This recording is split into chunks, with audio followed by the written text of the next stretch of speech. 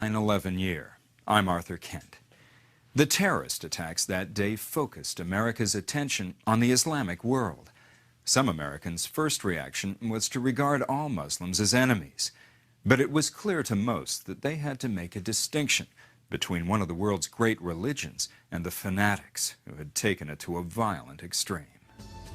In this program, we'll take a close look at the history and beliefs of Islam, its former empires, and how it has evolved to become the religion it is today. Join us now as the History Channel presents Inside Islam.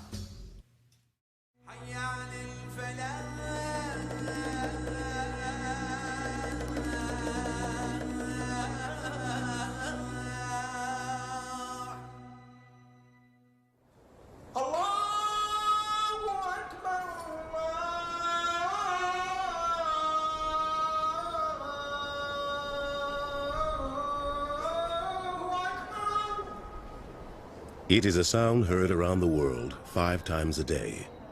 A simple verse in Arabic, summoning the faithful to prayer, calling them to Islam.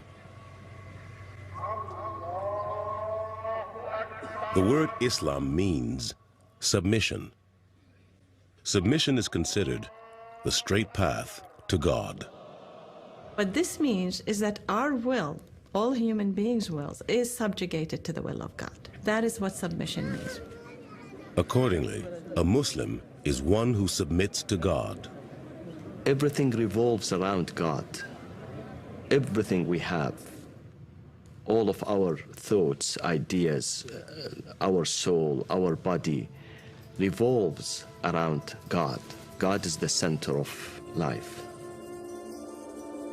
The Arabic words Islam and Muslim share as their source a more ancient word common to Hebrew and other related languages.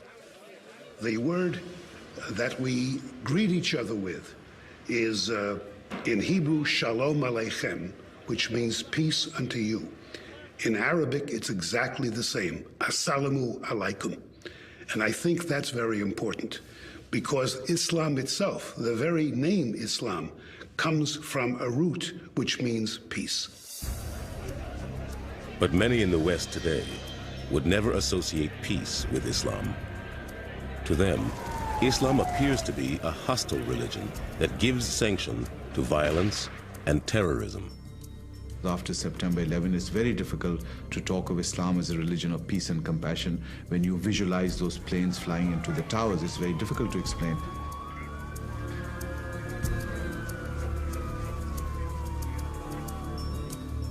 But recent events are not entirely to blame for this perception. It is rooted in 1,400 years of history. Really take a step back and look at the major world religions, the ones that have stood the test of time. Islam is the only tradition that has really ever threatened the existence of Christianity. Since its beginnings in the 7th century, Islam has spread to every corner of the globe. Although Westerners tend to think of it as a religion of the Middle East, most of its adherents live half a world away. Indonesia in Southeast Asia is the largest Islamic country, with more than 170 million Muslim citizens. By contrast, only about 7 million Muslims live and practice their religion in the United States, but that number is growing. There are over 1,000 mosques in the United States now, and so Islam is not just a world religion that's out there somewhere, but it's very much a real presence here in the United States as well. Like most major religions, Islam is composed of different sects or orders that have evolved over the centuries from the original Orthodox tradition. The two largest are Sunni Islam and Shia Islam. The Sunni make up 85% of the world's Muslim population, while the Shia represent about 10%. There are many smaller sects, as well as methods of practice. The mystical Sufis seek a state of purification, allowing them to focus solely on God. One Sufi order, the dervishes, spin to attain a state of ecstasy they say brings them closer to God. Though Islam may seem very different, it actually shares a majority of beliefs with the world's other two great monotheistic faiths, Judaism and Christianity. Most important is a common faith in the same God. The word, the God in Arabic is Allah. So any person who speaks Arabic, whether Jew or Christian or Muslim, will say Allah for God. Islam itself regards all three religions as part of a single tradition. Judaism came first, Christianity came, and then Islam came. And then it's just a continuation and a completion of the same message that God has been trying to send to all people throughout time. The Quran, the holy text of Islam, specifically refers to Jews and Christians as fellow people of the book, that book being the Holy Bible. The Quran retells and expands upon many of the stories of the Bible, going back to the creation. The truth that unites us together at the first level is that we all come from the same family, Adam and Eve. Islam also acknowledges as divinely inspired all the Old Testament prophets, including Noah, Moses, Joseph, Jacob, and even David. Americans, most of the time, do not realize how close Islam is in its fundamental concepts to Christianity and Judaism. Most Americans don't realize, for example, that Muslims consider Jesus to be one of the divinely inspired prophets.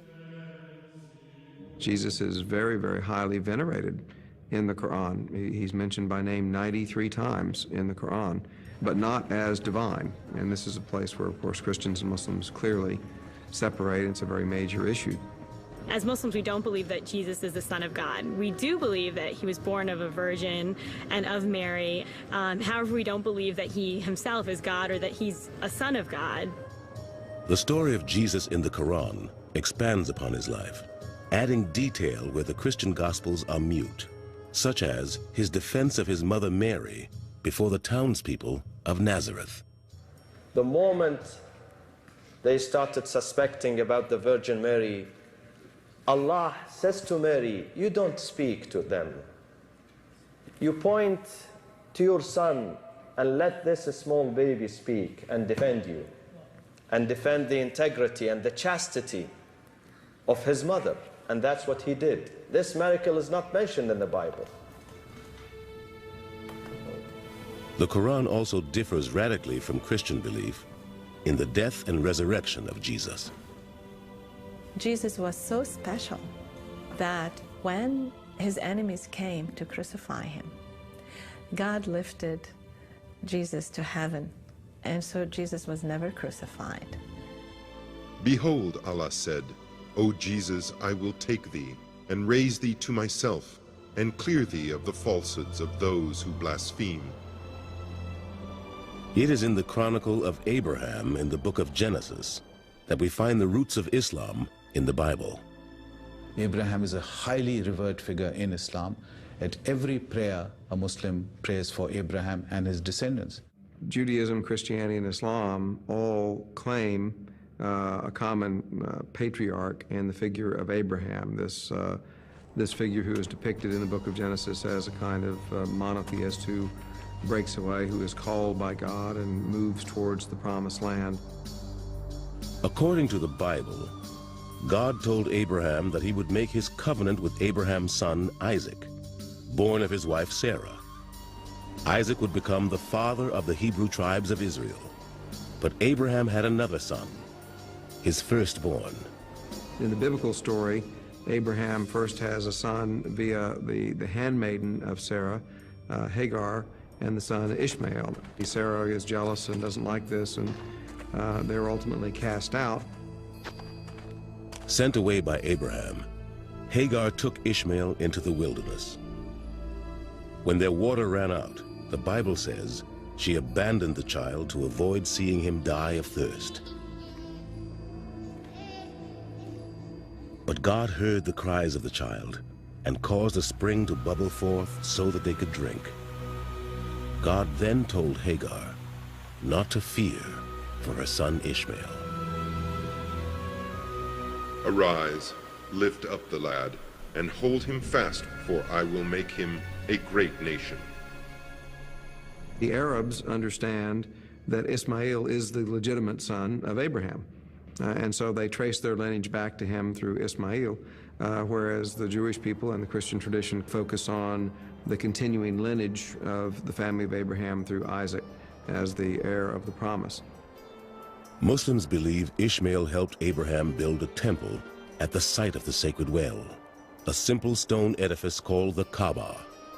Abraham then prayed to make it a place of pilgrimage for everyone who believed in the one all-powerful God. A great city grew around the Kaaba, a city known as Mecca. The Temple of Abraham became a sacred stop in the desert for travelers and merchants. Many of the Arab tribes in Mecca prospered from the trade that passed through their city. These tribes formed the foundation of Arabian society. The tribe was the place where an ancient Arabian felt at ease. He felt that this was where his identity lay. He felt that this was where his glory and history resided. One such tribe, the Quraysh, enriched themselves by providing food and water to the many pilgrims who came to worship at the Kaaba. Over the centuries, however, the Arabic tribes forgot the faith of Abraham and his one God, and the Quraysh became the gatekeepers to a temple for idol worshippers. In the year 570 AD, however, a child would be born to the Quraysh who would cleanse that temple. Like Jesus and the Old Testament prophets before him, he would sweep away the idols, preaching a return to the faith in one God.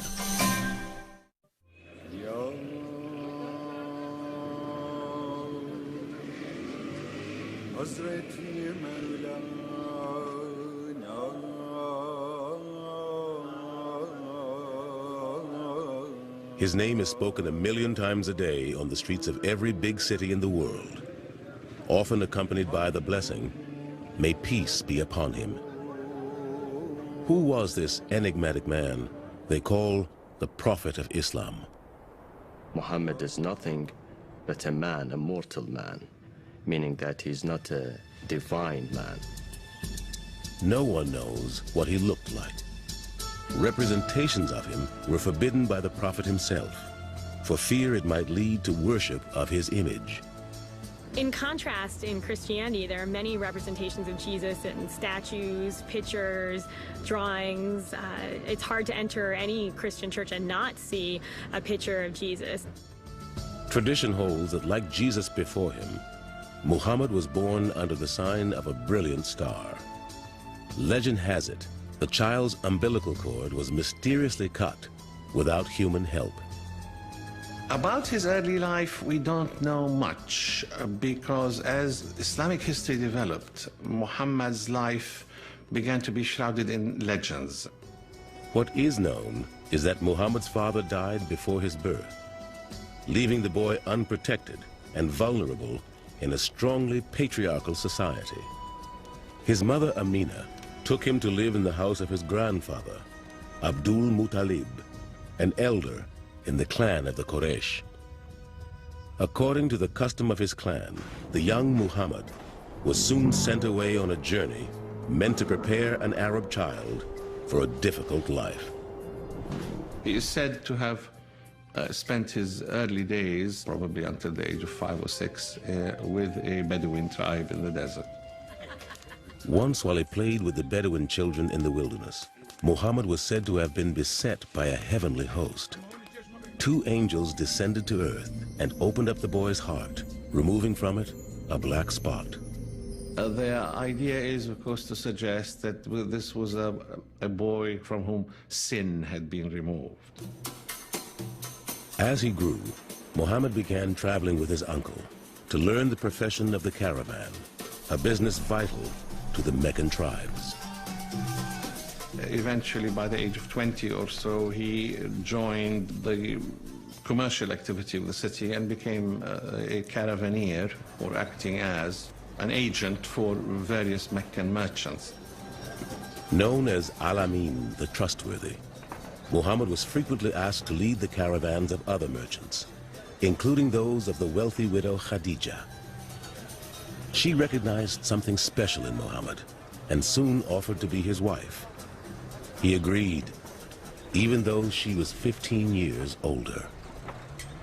She was independently wealthy. She was a businesswoman. She exerted her autonomy in the relationship by being the one to ask. Muhammad and Khadija were blessed with 6 children, but only 4 girls are believed to have survived childhood. In this, their lives were not unlike any other Arab family of the 7th century. At the age of 30, Muhammad began to seek solitude in the hills around Mecca. In his 40th year, while meditating in a cave, he experienced visions, strong inward signs like the breaking of the light of dawn. These visions continued for 3 nights.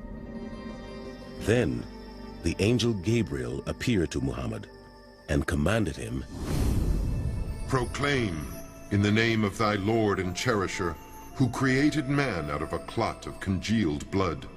Proclaim, and thy Lord is most bountiful." So began the revelations that would consume Muhammad for the next 23 years. But at first, he did not understand what was happening to him. You're an ordinary man. You do ordinary things. So when this thing happens to you, you're going to say, no way this is happening to me. Something must be wrong here. So the fact that he was surprised, overwhelmed, nervous, I mean, he came back trembling, you know, I said, that makes absolute sense. He consulted both his wife, whom he respected hugely, and he also consulted a relative of hers, and both these people confirmed to him that indeed the manner of revelation was such that it was genuine rather than false. Because Muhammad was most likely illiterate, it is believed others helped in recording his revelations. The Quran was revealed orally to the Prophet Muhammad via the Archangel Gabriel, who was transmitting the Word of God. Then the Prophet repeated orally the revelation to his companions, and that revelation was then recorded, and that's how the Quran became written, directly from what the Prophet had stated. The revelation of the Quran is the central miracle of Islam. The word itself means recitation. It is meant to be read aloud. As scripture, the Quran is unique. It isn't compiled thematically, nor is it narrative in style. Instead, it is Arabic poetry of a high order. Stories and admonitions, advice and warnings, all mixed together to reflect and reveal God's will. In these revelations, Muhammad was directed to revive, indeed reinvent, the monotheist religion of Abraham, creating the tenets of Islam: belief in a single God, prayer, charity, fasting, and pilgrimage. These became what are known today as the 5 pillars of Islam. The first pillar is the simple declaration of faith, known as the Shahada. I testify that there is no God other than God, and I testify that Muhammad is his messenger. These simple words lie at the heart of Islam. They are whispered into the ear of every newborn Muslim child and linger on the lips of the dying. They have been the subject of Islamic poets and calligraphers down through the ages. To convert to Islam, one must only say the Shahada once, with sincerity.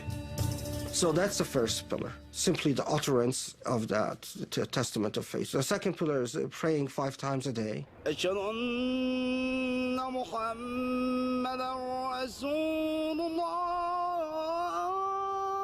Called the Salah, these ritual prayers are said while facing the city of Mecca. They are observed at 5 specific times each day: at dawn, midday, in the afternoon, at sunset, and in the evening before going to sleep. It acts as a constant reminder, a constant engagement with the divine. For me, prayer is an act of checking out of my life, getting focused, and returning back to my life in a better and purer state. Cleansing, whether merely symbolic or a full ritual bath, is required to enter into a state of communion with God. The environment for prayer must be clean as well. A prayer rug keeps the faithful from contact with the unclean ground. The way that we begin our prayer is by throwing our hands up over our shoulders and saying Allahu Akbar, which is God is greater, meaning that God is more majestic and more powerful than anything that we know, and by throwing our cares away in some ways also. But no matter what country one prays in, the prayers themselves are always spoken in Arabic, believed to be the immutable word of God as revealed to Muhammad by the angel Gabriel. They have remained unchanged since first spoken in the 7th century AD. At that time, Muhammad's revelations and their message of a single true God offended many and soon began to divide the tribe of the Quraysh. It would bring civil war to the sands of Arabia. The Prophet Muhammad succeeded in building a new community in the Arab world, a community that was not based on clan or tribe, but on faith. Within 100 years, that community and that faith spread rapidly into an empire that dominated much of the world. It was the first triumphant age of Islam, and it would not be the last.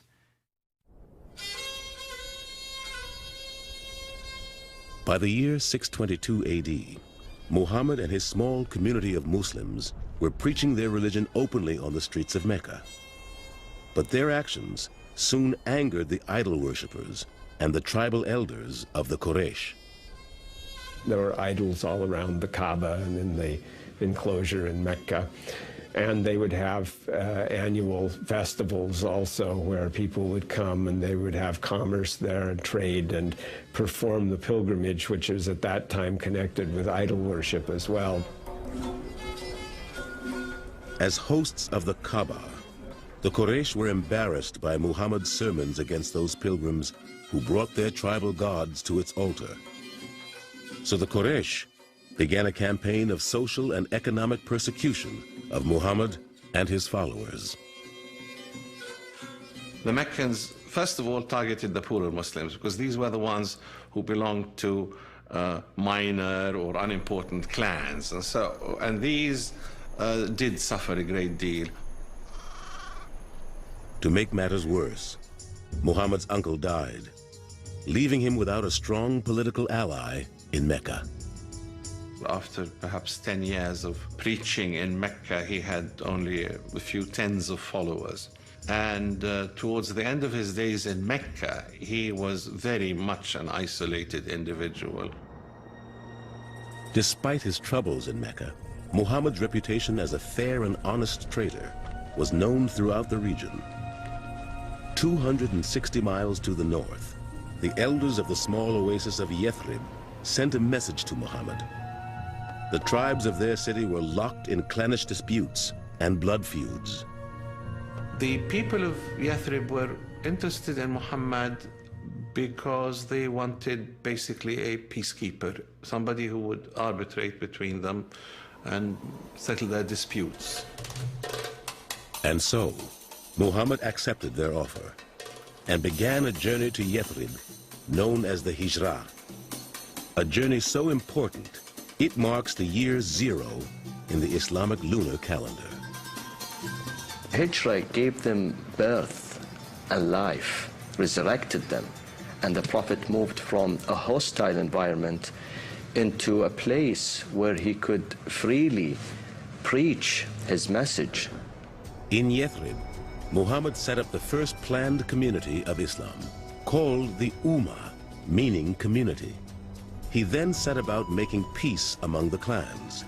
So successful was Muhammad's leadership that the city soon changed its name from Yathrib to Medina, meaning City of the Prophet. But instead of peace, the Muslims of Medina soon faced open warfare. Enraged by Muslim gains, the Quraysh of Mecca responded by raising an enormous army to crush all those who worshipped Muhammad's God. The two sides faced each other at the Battle of Badr in 624. The Meccan army was more than twice as large, maybe 3 times as large as the Muslim force there. And even so, the Muslims completely triumphed over the Meccan army.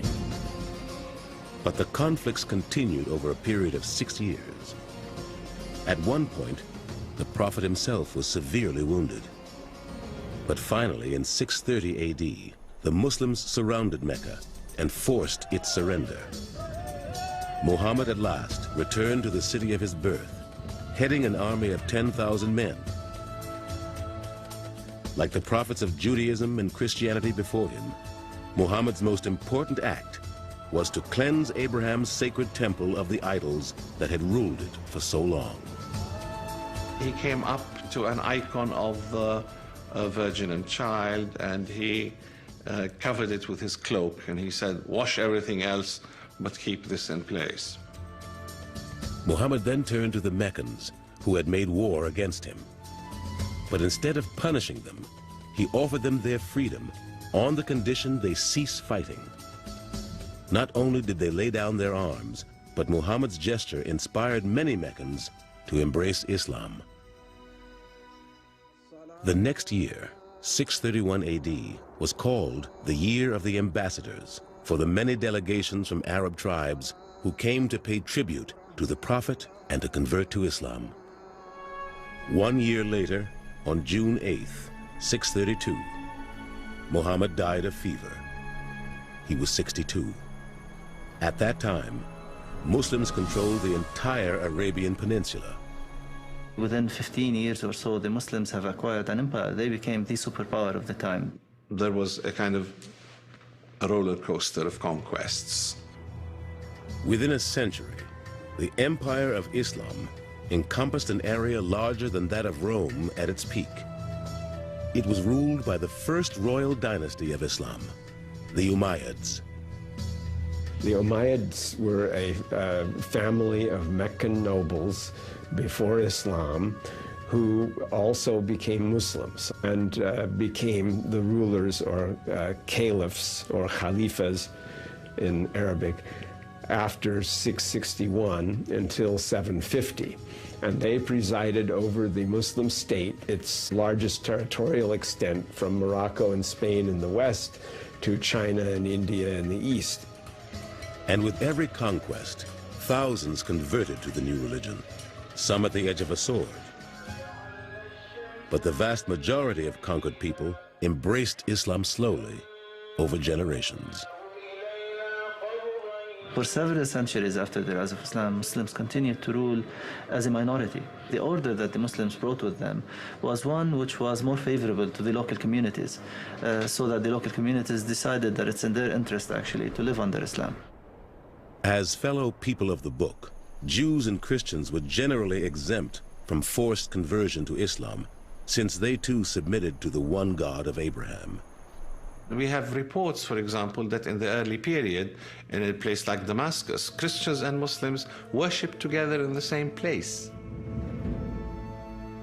And everywhere they went, the Muslims established a civilization built upon the values of the Quran, as exemplified by the 5 pillars of Islam, the sacred duties of every Muslim.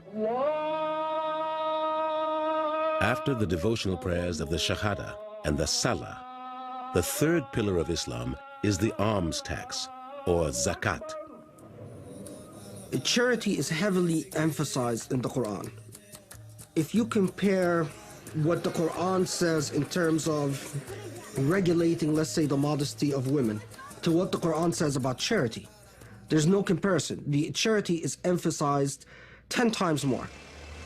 The zakat is required of all Muslims with the ability to contribute.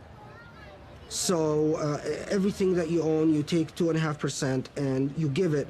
You pay it directly to the poor. Today, local mosques or Muslim community organizations usually collect the zakat. But unlike tithing in a church, the zakat cannot be used to pay for the operation of a mosque. Instead, it must be entirely distributed to those in need. The fourth pillar of Islam is the sacramental fasting of the holy month of Ramadan. Ramadan is a month in the Islamic calendar, and it's the month that Muslims believe the Quran was revealed to Muhammad, so it's a very holy month for Muslims. Now, the fast means from the first twilight in the morning, about an hour and a half to 2 hours before sunrise, to sunset, you don't drink or eat or have any sexual activity. Exceptions are made for the sick and injured, young children, the elderly, and expectant mothers. Like the fast of Christian Lent, this celebration of gracious cleansing is meant to foster inner reflection on the gifts of life and the needs of those less fortunate. It's really 1 month in a year where you're supposed to advance your efforts, to intensify your efforts to build this relationship with God. Many Islamic scholars believe that the concept of Ramadan evolved from an older Hebrew tradition. The notion of fasting is the same. And the notion of fasting is, it seems to me, in both traditions, if you want to develop and cultivate in people a sense of compassion for the poor, you can't do it just by preaching. You've got to feel it in your stomach. It's got to be hunger. While fasting is a holy abjuration, feasting is a sacred indulgence. Islam has 4 holy festivals during the year, called Eids. The festival that comes at the end of Ramadan is the great Eid of the breaking of the fast.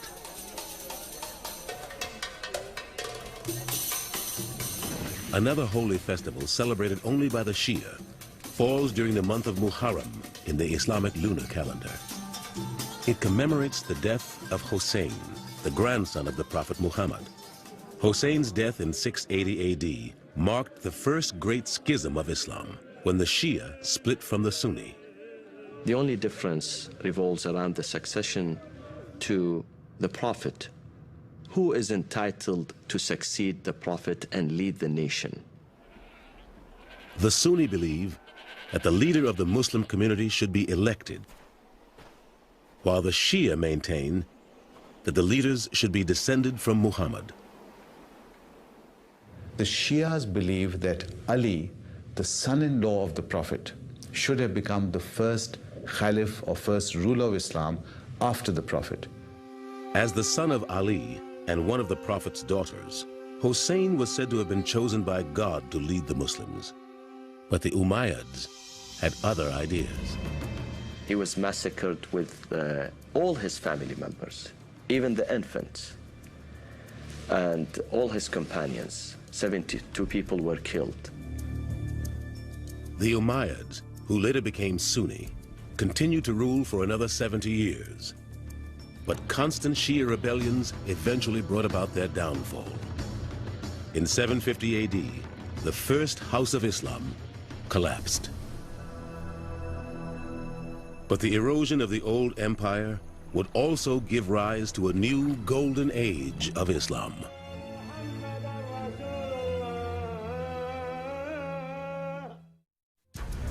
Iraq.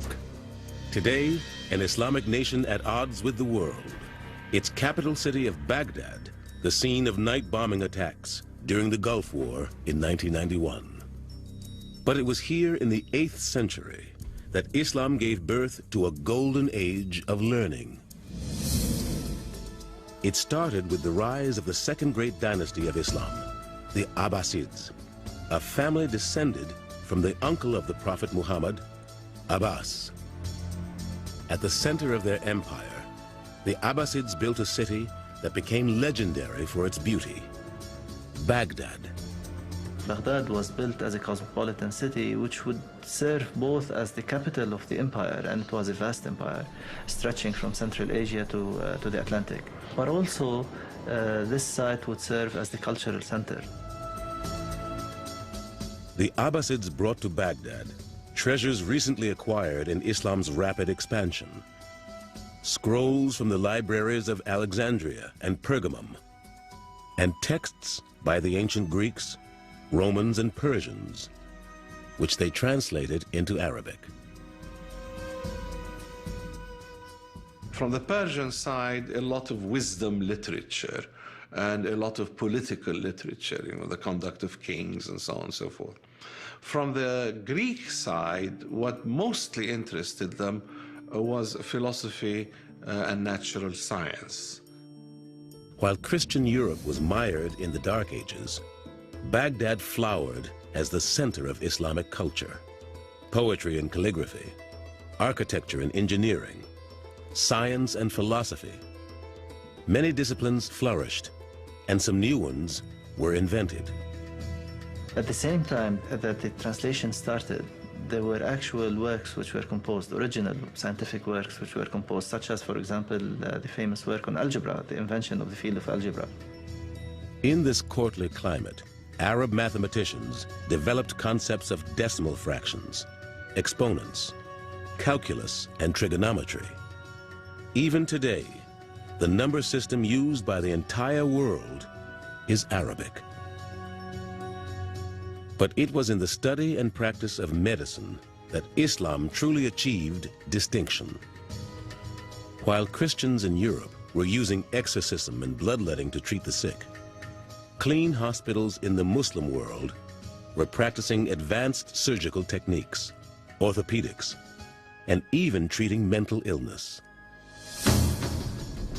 However, by the end of the 11th century, the Islamic East and Christian West were on a collision course.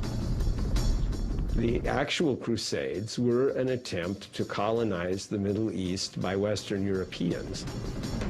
It began when the Seljuk Turks took Anatolia, cutting off the overland routes used by European pilgrims to visit Christian shrines in the Holy Land.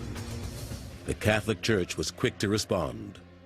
Pope Urban II in 1095 preached the First Crusade, and that was because Jerusalem, he said, was held by the infidels. Well, Jerusalem had been held by the Muslims for hundreds of years, and there had never been that thought before. Jerusalem, city of Christ's crucifixion, and the site of the great temple of the Jews. But it is also the third holiest city in Islam after Mecca and Medina. In Islamic tradition, Muhammad, during one of his revelations, was spirited from Mecca to Jerusalem on the creature called Buraq. Where the Dome of the Rock now stands, Muhammad ascended to heaven. Other than the revelation of the Quran, it is the only miracle claimed by Muhammad. He was given at that point the kind of beatific vision where he saw everything that had happened in the past and everything that was going to happen in the future. And during this, he encounters Jesus and Moses, and so all of that links him again to Jerusalem, to the biblical tradition. And of course, when he returned to Mecca, it was as if no time had passed. But in the year 1099, Christian crusaders finally breached the walls of Jerusalem. That night, 30,000 Muslim defenders of the city were slaughtered, causing the streets to run red with blood. For 200 years, the lands of Islam faced 6 major incursions by European knights. But Islam's greatest threat did not come from the Christian crusaders of the West. It came from the Mongolian horsemen of the East. In 1258, the armies of the warlord Hulagu, grandson of Genghis Khan, swept down out of the Russian steppe to plunder the city of Baghdad. The destruction was unlike anything the Muslims had ever seen before.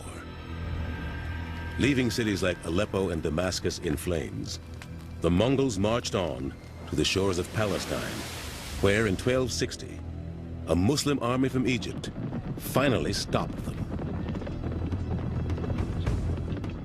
That was the high water mark of the Mongols as far as their advance toward the west. But their kingdom remained in Iran for some generations, and then some 40 years later, the Khan became a Muslim. Still, the newly converted Mongols continued their conquests, taking Islam with them into Afghanistan, China, and India. Soon, the holy city of Mecca was crowded with Mongols and Turks, Uzbeks and Afghans, Mamluks and Moors, all on the sacred pilgrimage said to have been begun by Abraham. It is the last of the 5 pillars of Islam, the journey to Mecca, known as the Hajj. Hajj is an experience which is very unique. It's a journey to God. You are journeying to God, going to His house. The trip is required of all Muslims at least once in their lifetime. That is, if they are physically and financially able to go. The Hajj, for me, was a big spiritual lift. I experienced something that made me more aware of the serious life that I had accepted, the life to be a Muslim. 2 forms of the pilgrimage exist. The Umrah is the lesser pilgrimage, taken alone or in small groups at any time of the year. The greater pilgrimage, the Hajj, always begins on the 8th day of Dhul-Hijjah, the 12th month of the Islamic lunar calendar. Nearly 2 million Muslims take part. For a week prior to the Hajj, pilgrims flock to Saudi Arabia, eager to join in Islam's holiest rite. We go on the Hajj, we reach a certain place, the Miqat, outside of Mecca, where you then have to put on the garb of a person who's on Hajj, which consists of 2 unsewn garments called the ihram. Ihram from haram, that which is sacred. That's the shroud that you wear when you're buried. And the symbolism is, now from this point on, you're dead to the world and you're devoting yourself to God. There's no barriers. When you're at Hajj, there's like no barriers. You can't tell the difference between who does what for a living, who's rich, who's poor, who drives a Mercedes, who drives a Toyota, whatever. That's the beautiful thing about it. Upon arrival in Mecca, a ritual cleansing called an ablution prepares the faithful for the first station along the pilgrimage path, the Kaaba. The house of God is in the middle, which is central in our life. And circumambulating around it means that God is center, the axis of our life.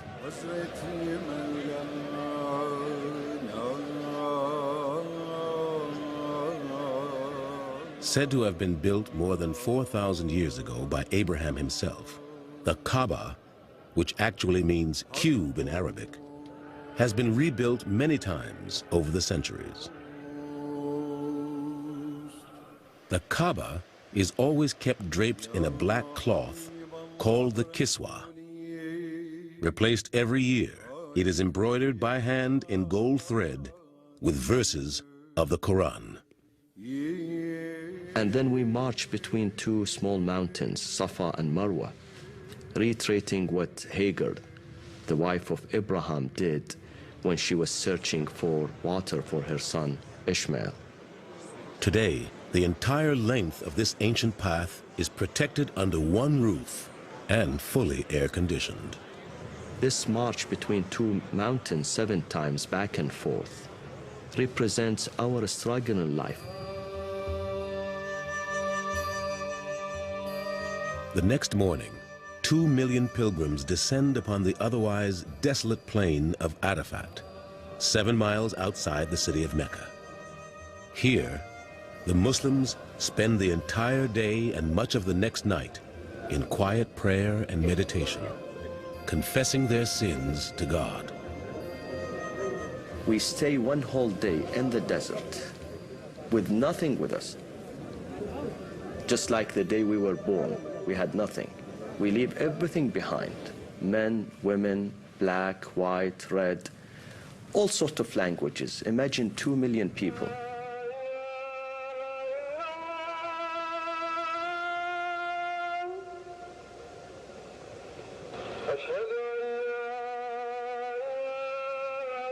On the final day of the Hajj, the pilgrims traveled to the small town of Mina, outside Mecca.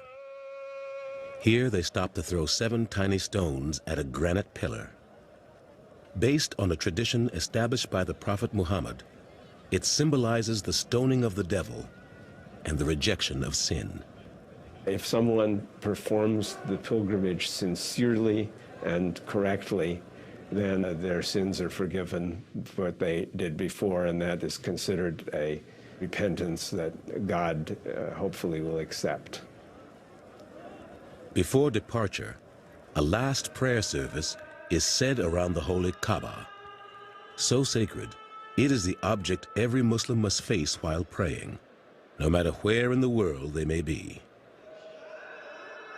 For me, I'll never forget what it was like to see the Kaaba for the first time.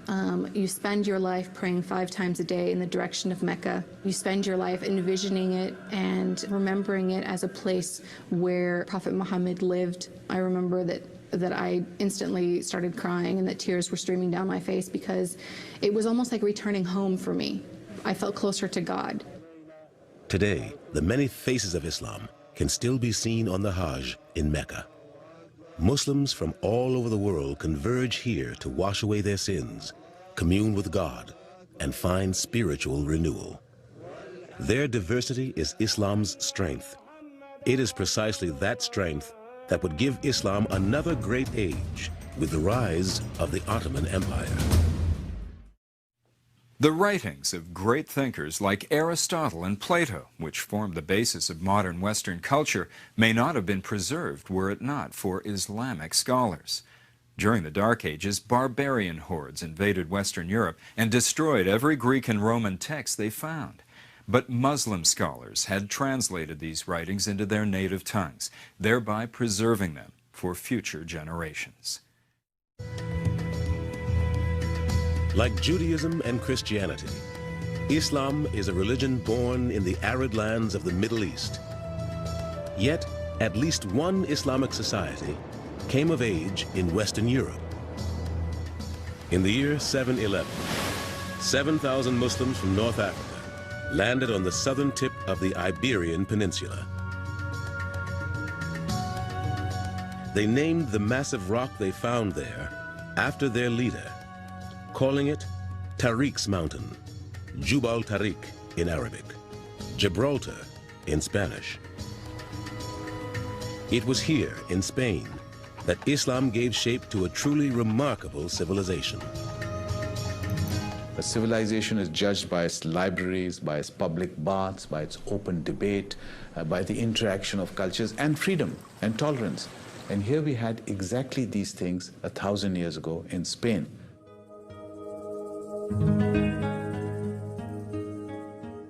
Muslim Spain or Al-Andalus was a truly multicultural society in every sense of the word. It had Christians and Jews and Muslims, significant communities of all 3 religions.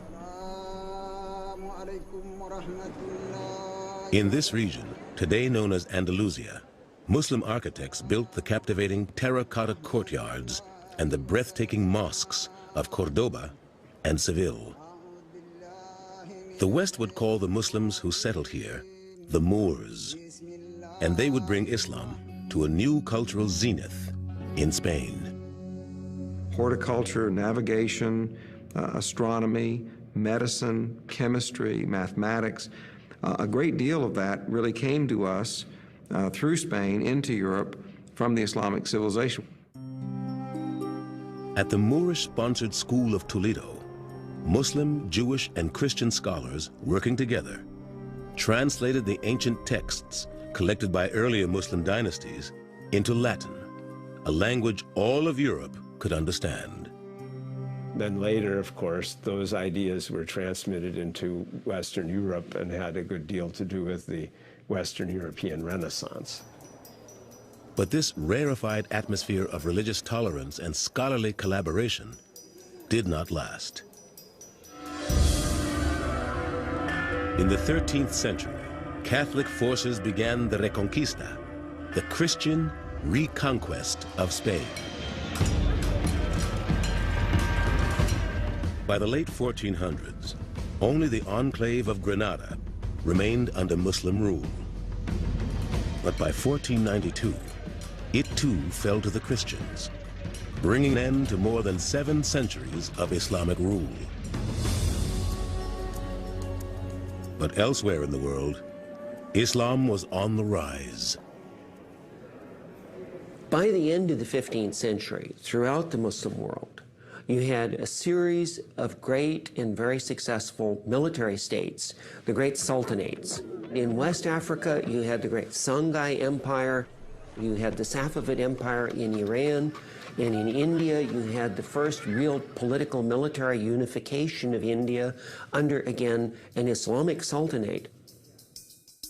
On the Indian subcontinent, the Mughals, a Muslim dynasty descended from Genghis Khan, ruled over an empire so large, it comprised nearly 1/5 of the world's population. Here, an Islamic culture of learning and enlightenment once again blossomed. It was a time when India, in a sense, reached a new peak of glory. You had an incredible flourishing of art, of architecture, of literature, of prosperity. And it culminated in the period of Shah Jahan, who created the Taj Mahal, one of the most beautiful buildings in the world. But it was the rise of another Islamic sultanate that would prove a direct threat to the West. In 1453, Constantinople, the capital of the Christian Byzantine Empire, fell to Muslim troops. After more than 1,000 years of Christian rule, the Turkish Ottomans transformed the ancient Greek city into the capital of their ever-expanding Islamic empire. They renamed it Istanbul, meaning Islam in abundance. At the top of the Ottoman bureaucratic pyramid was the Sultan, an Arabic title meaning ruler. Sultans were military commanders whose mission was to protect Islamic society. The sultans lived in the opulent palace of Topkapi, designed to reflect the grandeur of the Ottoman court. Also housed here, in luxurious quarters of carved wood and glazed tile, were the women of the sultan's extended family, the harem. The term comes from the Arabic word haram, meaning forbidden. The Orientalist school of European artists depicted them as dens of sin and opium, even though most of these writers and painters had never even been to the Middle East, let alone seen an Ottoman harem. The image usually coming out of these accounts is that the harem in general is a secluded place, is a dangerous place to enter. It would seem that these accounts reflect more the fantasies of the people who wrote them. In fact, the harem was the nerve center of the royal household. Among the wives and concubines housed within were the mothers of future sultans. Thus, the harem commanded significant political power. These were not isolated people. They were not lazy. They were not invisible. They were engaged in the economic life, invested in long-term trade as well as internal trade. They built endowments, charitable endowments, soup kitchens, mosques, schools, and the like. But the harem also underscores a significant difference between Islam and the Judeo-Christian tradition. According to the Holy Quran, Muslim men are permitted to marry more than one wife. Marry women of your choice, 2 or 3 or 4. Even so, permission is only granted on the condition that all wives are treated fairly and equally, so that there is no favoritism. But if ye fear that ye shall not be able to deal justly with them, then only one. That will be more suitable to prevent you from doing injustice. And yet, many Muslim men historically have interpreted it almost as an injunction to go out and marry more than one. The West has long found much to criticize about the status of women in Islamic societies. Although laws vary from country to country, within the pages of the Quran at least, a woman's rights are clearly defined. The Quran intended to eradicate many negative practices and attitudes towards women, and did so in explicit terms. The Quran actually granted women the right to own property, to receive an inheritance, and to have a choice in their own marriage and divorce. The Quran also granted women the right to vote, 1,300 years before Western societies even considered it. I think it's very interesting that a lot of feminists overlook the fact that, in this country in particular, women only got the right to vote in the last 100 years. Still, in some areas of the Islamic world, many women live harshly restricted lives. To the average Westerner, the traditional head covering worn by Muslim women, the hijab, has become a symbol of oppression. I remember particularly walking down the street, and a woman was looking very intently at me, staring very intently. And she came up and she walked directly up to me and she put her hand on my shoulder and she said, "Honey, you're in America now. You don't have to wear that here." To me, the hijab is just 45 inches of material. It's ironic that it has become such a pivotal issue of concern, both within the Muslim community and for non-Muslims. The covering of one's head is an aspect of several major religions. Today, many Christians and Jews continue to honor this ancient symbol of humility before God. Likewise, some Muslim women choose to wear the hijab only during prayer and other religious occasions. I don't wear the hijab. I decided not to wear it. I think modesty is something that comes from the inside out. It's not just about one scarf, one piece of cloth. That doesn't make you a good Muslim. To read it literally, the Quran requires modesty of both women and men. But the specific choice of covering, from the total concealment of the Afghan burqa to the slightly more revealing chador of Iran, reflect cultural preferences, not the edicts of Allah. Islam was never meant to be a religion that oppresses women. It's just turned out that way because of the way it's manipulated by people who are really expressing their own culture that's patriarchal and tribal and is a reflection of what the society was like before Islam came to the world. Yet, by the end of the 18th century, no veil could protect Islam from the intrusion of the West.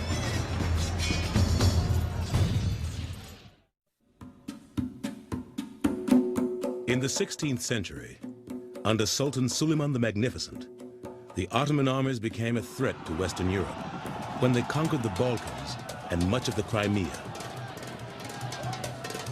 The Ottomans laid siege to Vienna, capital of the Austro-Hungarian Empire, in 1529, and again in 1683. But this was the farthest into Europe that the Islamic Empire would ever reach. By the 18th century, the Ottomans could no longer keep pace with the emerging Western European powers.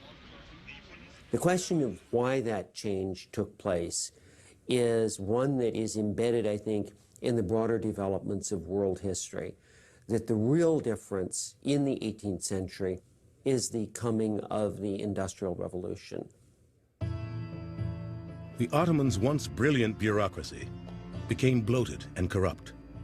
Their powerful sultans reduced to political weaklings. The great Ottoman Empire was beginning to crumble. In the early summer of 1798, a fearless young French general named Napoleon Bonaparte and his invasion force stepped ashore at Alexandria on the Mediterranean coast of Egypt. A few weeks later, in the Battle of the Pyramids, Napoleon easily defeated a larger Egyptian army and captured the city of Cairo. Over the next century, France and England took advantage of weakening governments throughout the Middle East.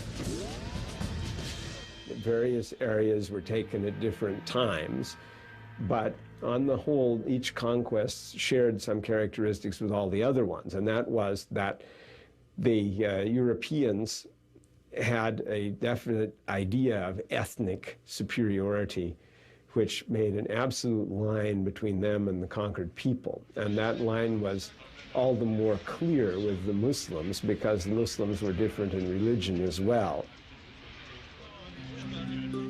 European pathways to power followed different routes. European financiers provided funds to Egypt for the construction of the Suez Canal, which began in 1859. However, the massive debts incurred by Egypt in its struggle for modernization ultimately led to Britain taking over the canal and the country. By 1882, the British simply occupied Egypt and made sure that nothing that would undermine British security or British access through the Suez Canal.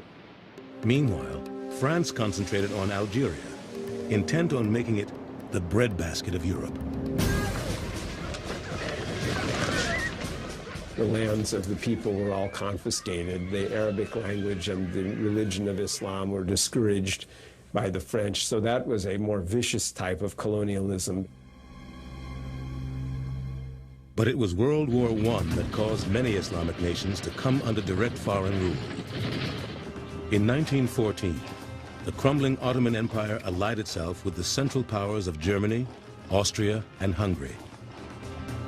Upon their defeat in 1918, the remaining Ottoman territories became spoils of war, to be divided up among the winners. Britain obtained control of Egypt, Palestine, and Arabia. France took Lebanon, Syria, Morocco, and Tunisia, in addition to its already established colony of Algeria. What this does is that effectively it deconstructs and dismantles the system of authority that Islam had developed over 1,200 years. Under the colonial yoke, unrest was brewing, fueled by disgruntled Muslim writers and scholars. Ultimately, their goal would be to drive out the West and to establish their own governments based on traditional Islamic principles. One of the most effective of these opposition groups was the Muslim Brotherhood.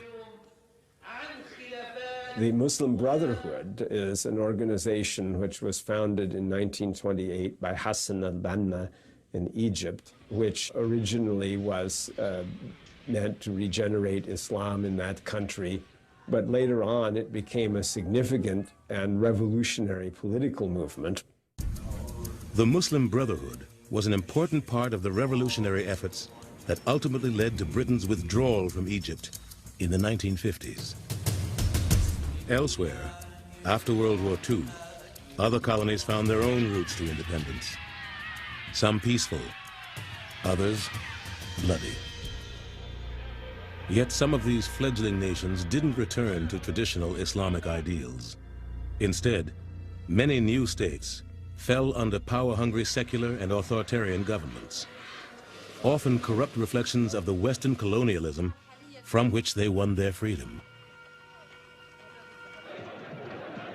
Most people in the West forget that one of the most important heritages of imperialism throughout the world, and in particular in the Middle East, is that imperialism brought to the Middle East real ideas and skills in having central authoritarian governments.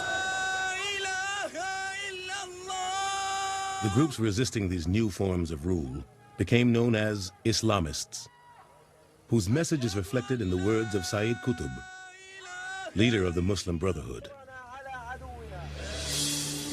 It is necessary to revive that Muslim community, which is buried under the debris of the man-made traditions of several generations, and which is crushed under the weight of those false laws and customs which are not even remotely related to the Islamic teachings.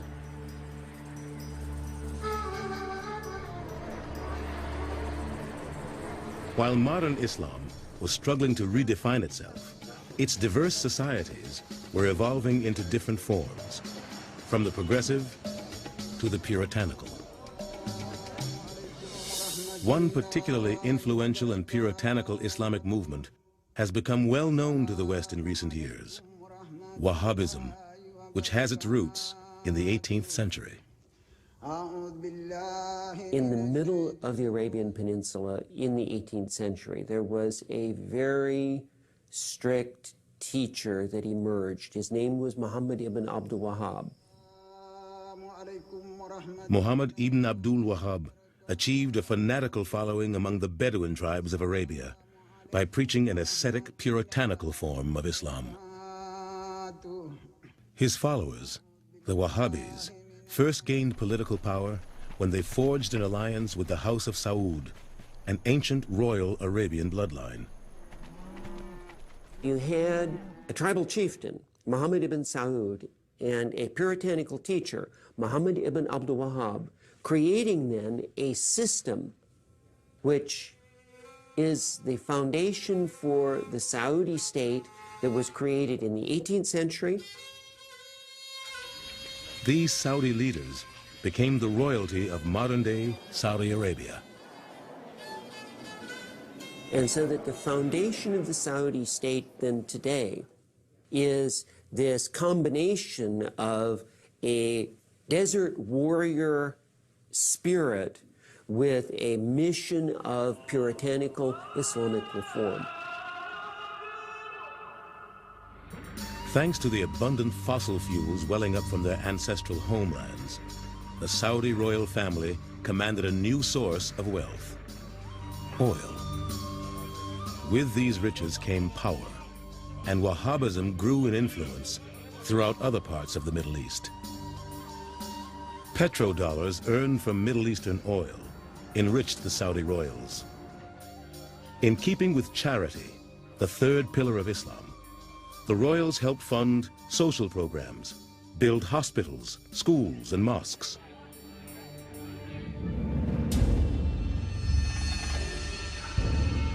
But some extremists have taken that wealth and put it to violent ends, attacking Western interests under the banner of jihad. Jihad. It is a concept so integral to Islam, many Muslims believe it constitutes a sixth pillar of the faith. But many Muslim scholars and practitioners decry the simplistic warlike interpretation of the term. The Arabic to English translation of jihad is struggle, and a sacred struggle or a holy struggle, but it is first and foremost an inner struggle. Growing up in America as a Muslim, I had friends who were dating, I had friends who were drinking, doing all kinds of things that weren't permissible in Islam. And for me, that was my jihad. That was my struggle to deal with those temptations and overcome them and say, you know, this is something that my religion doesn't allow. The greater jihad is to struggle against your base desires. The lesser jihad is to struggle against an enemy. It is a radical interpretation of this lesser definition of jihad, with which most of the world is now too tragically familiar. Over Muslim history, the term jihad has more often meant just war. So it is a kind of just warfare, and that, in the modern sense, is very often determined to be defensive war against external aggressors. Even so, the Quran places restrictions on those who would wage this type of warfare. Fight in the cause of Allah, those who fight you, but do not transgress limits, for Allah loveth not transgressors. In Muslim warfare, It's prohibited to kill women and children, to kill non-combatant civilians, for example. These things are all completely prohibited. Yet recent events have shown that for many thousands of Muslims, the end justifies the means in their definition of holy war.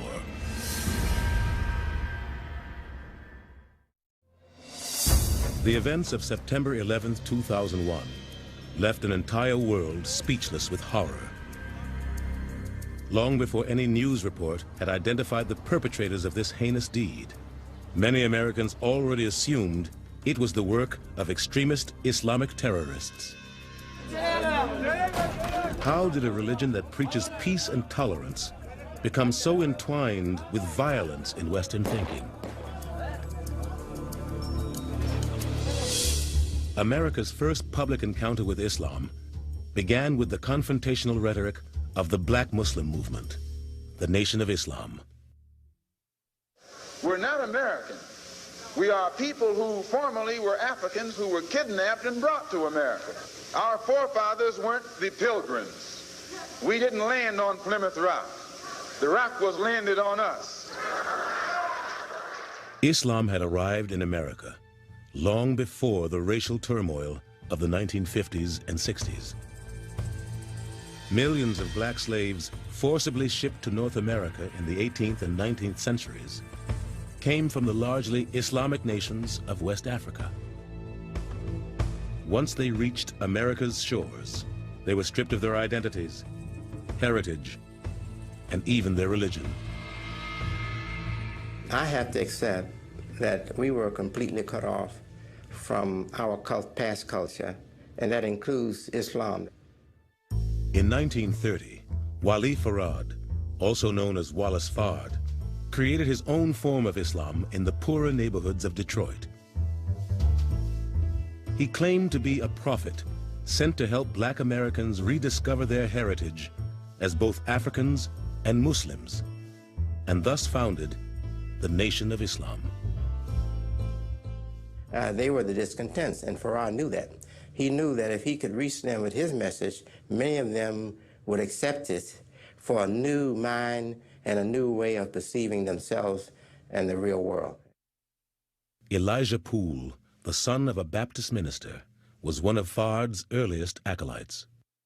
When he came to Detroit, within a few years, hard time during the Depression, he met Mr. Farad. He made such an impression on my father that he had my father as a willing and obedient servant till death. Poole changed his name to Elijah Muhammad and became the chief minister of the Nation of Islam. In 1934, he took over the organization, and over the next 3 decades, gradually transformed it into a powerful political force. Yes, sir. But I represent to you God in person. One new member was Malcolm Little, whose part Egyptian mother had exposed him to Orthodox Islam in childhood. While an inmate at Norfolk State Prison in Massachusetts, Little became aware of Elijah Muhammad's movement. He was doing, I think, 11 or 14-year sentence when he heard my father. After joining the Nation of Islam in 1948, Malcolm Little adopted the last name of X as a rejection of what he termed his slave name. No, what was your name? Yes, sir. And why don't you now know what your name was then? Where did it go? Where did you lose it? Who took it? And how did he take it? After his release from prison in 1952, Malcolm X became the national spokesperson for the Nation of Islam, increasing membership and spreading Elijah Muhammad's word. But the ideology of the Nation of Islam cast the white man as the devil, a view not shared by Orthodox Islam, or even Malcolm X. Wrestling with his private beliefs and public role, Malcolm X was seen as a threat to the organization. In 1964, he was expelled. Not long after, he set off on what became his pivotal pilgrimage to Mecca. It was on the pilgrimage to Mecca that his eyes were really open. He looked around and he said, my goodness, you know, there are people with blonde hair and blue eyes and people with very dark skin, and he saw that Islam was a religion of people of all races and all nationalities. And that really sort of gave the lie to some of what he was being taught by Elijah Muhammad. Malcolm X returned from Mecca, preaching an enlightened view of Islam, what many today call traditional or global Islam.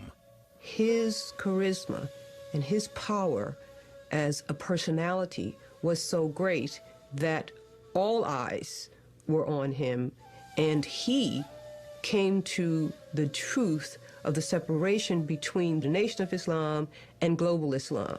And he did it in the public, he did it on stage, he did it on camera. But this philosophical stance displeased more conservative members of the Nation of Islam.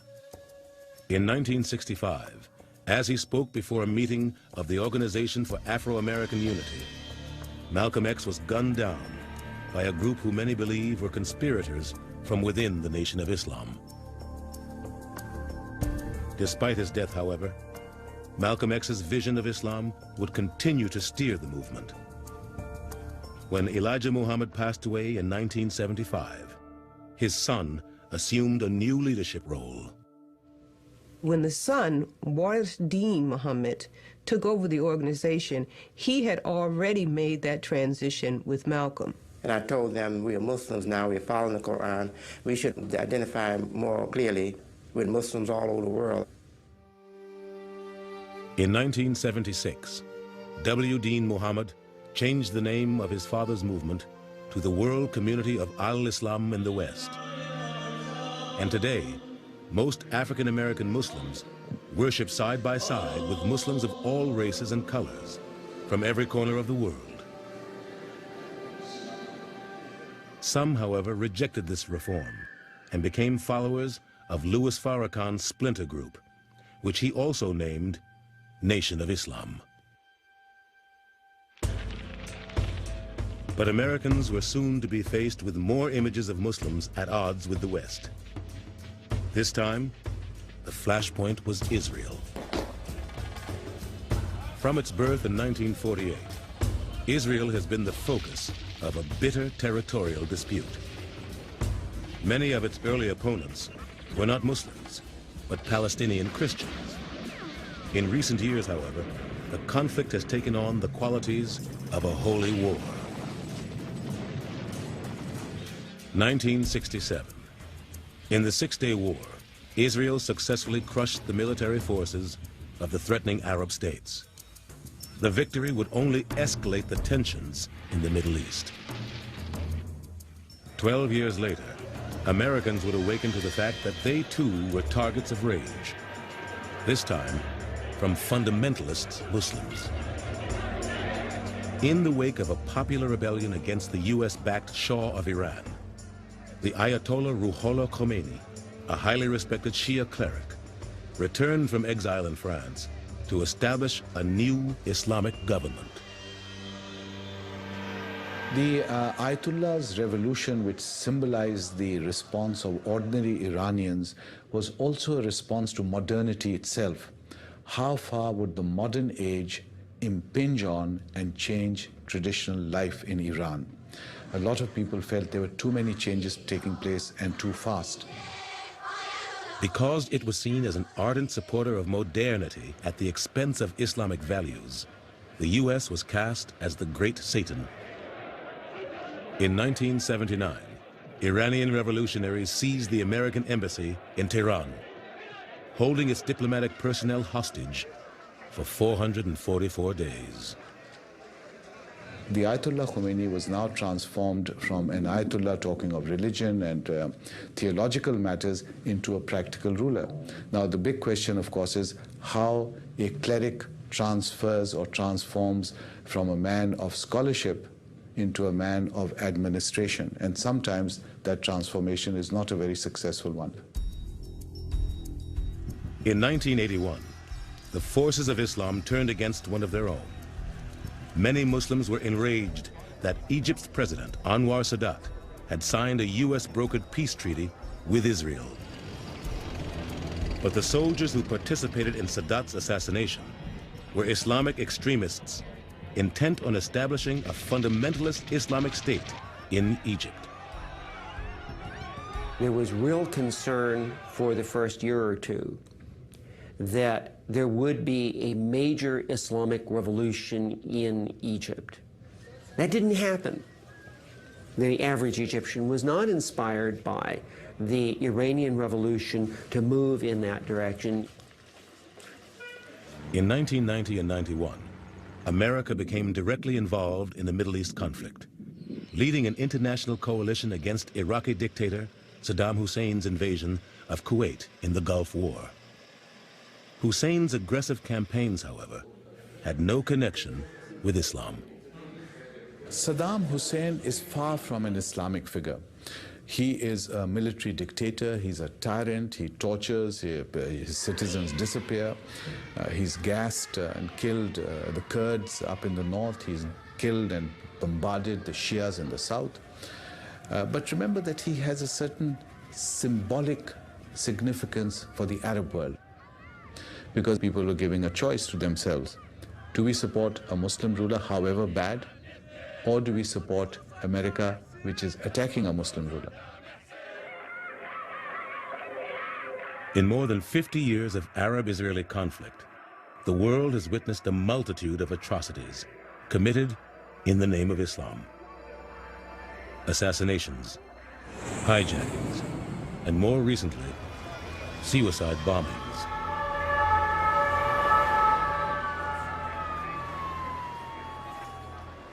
Now, of course, suicide in Islam is categorically forbidden to a Muslim. In theory, God gives life, only God can take life. Today, radical factions of Islam have honed in on the United States as a target of terrorism, culminating in the attacks of September 11, 2001. September 11th made Americans aware of the viciousness of the radical, violent fringe in Islam. But it also, paradoxically, made more Americans aware of the fact that there are Muslims who are their neighbors who care in the same way that they do. Muslims of the world are at a crossroads. How will they define their faith in the modern world?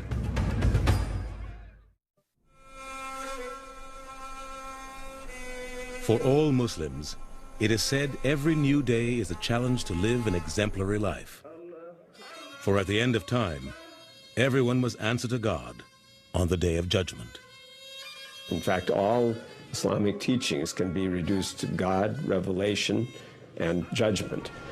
And the idea of judgment is the motor vehicle which drives the Muslim life along, because the purpose of life is not just this life of the world, but is to attain peace in the afterlife. For those who do not walk the straight path to God, the depths of perdition have many layers. Hellfire is the place of punishment for the people who commit evil here and who do not repent. And there are various degrees, and that is not dissimilar really from medieval Christian teaching on this point. For those who submit to the will of God and seek repentance for their sins, a great reward awaits. Paradise would be a place where there would be no suffering, and that is the reward of those who do good in the test of this life. But when Judgment Day arrives, Muslims believe they will not look on the face of God, because God has no form that humans can possibly comprehend. Allah is He who raised the heavens without any pillars, and it is He who spread out the earth and set thereon mountains standing firm, and flowing rivers, and fruit of every kind. Behold, verily in these things there are signs for those who understand. But until the Day of Judgment, Muslims must live in the physical world, with all its troubles, influences, and challenges. That, some Muslims feel, is becoming increasingly difficult. and some are responding with violence. Here we have a hijacker committing suicide, violating the Quran, taking the lives of people, violating the Quran, twice over. And we have to ask ourselves, what is going on in the Muslim world? And what is going on in the Muslim world is a lot of confusion, a lot of anger, a sense of injustice.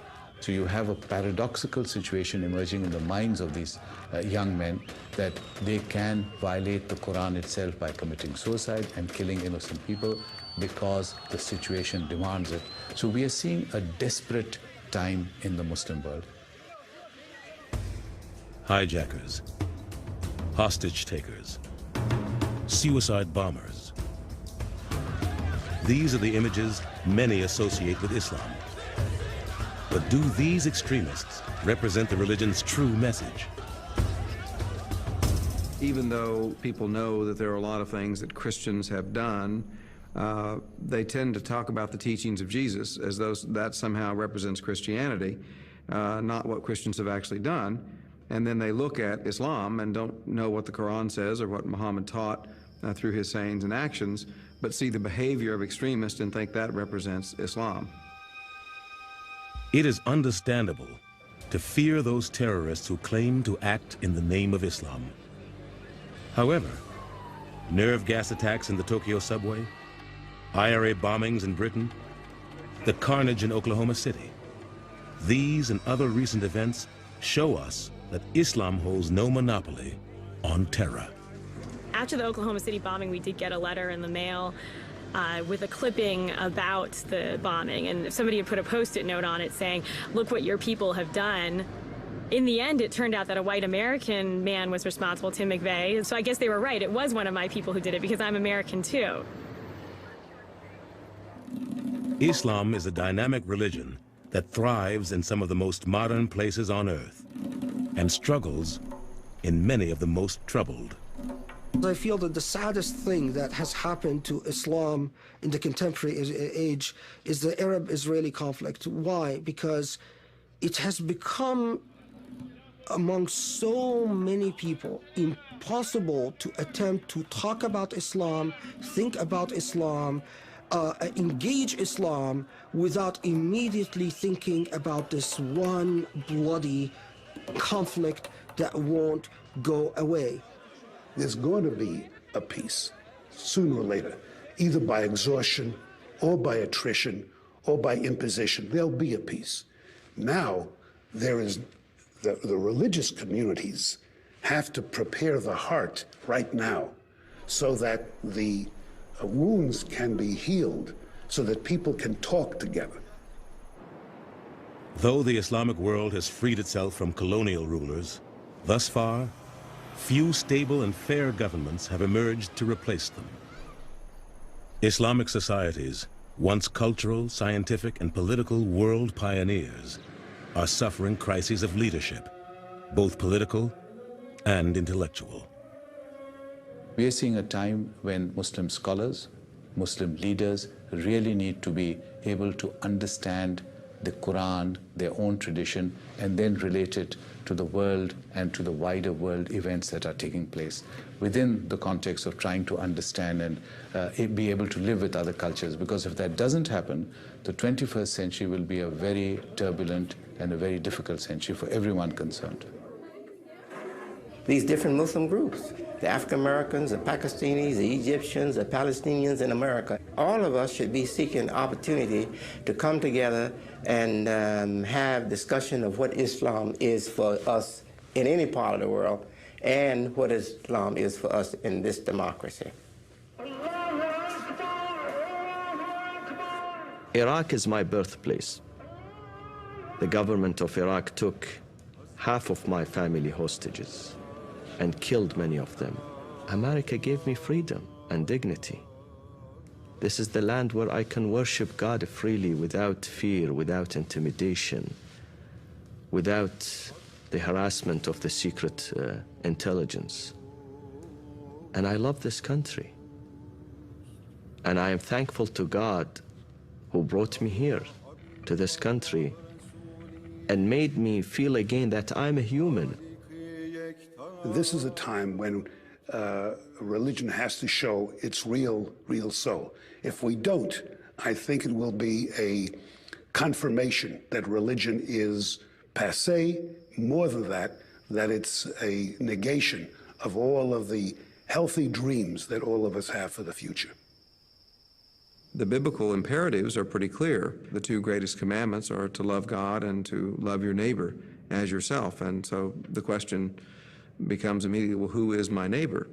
Well, surely Jesus wasn't saying only people who look like you and think like you and who worship exactly like you, but it's clearly a reference to other human beings. It is in everybody's interest that our worlds do not collide, but rather reinforce each other, because we all are hoping for the same thing. We all believe basically in the same things. And when we think we don't, it's only because we have looked at each other as stereotypes, not as human beings.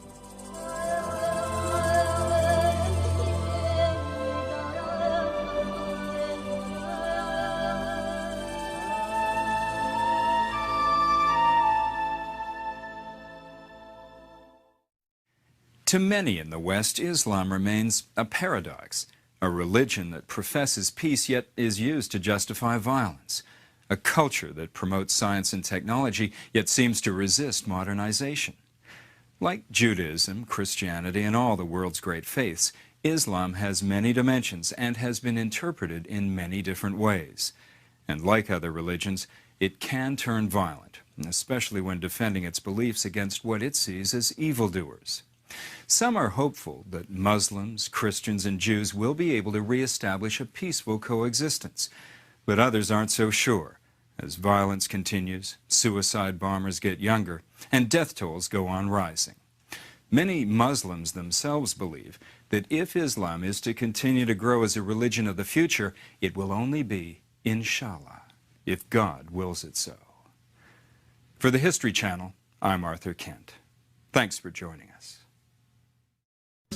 Our historic retrospective on the 9/11 year now continues with a report we first broadcast just days after the terrorist attacks on America. The History Channel's Josh Binswanger and guests discuss the origins of radical Islamic movements. That's coming up next. Please stay with us.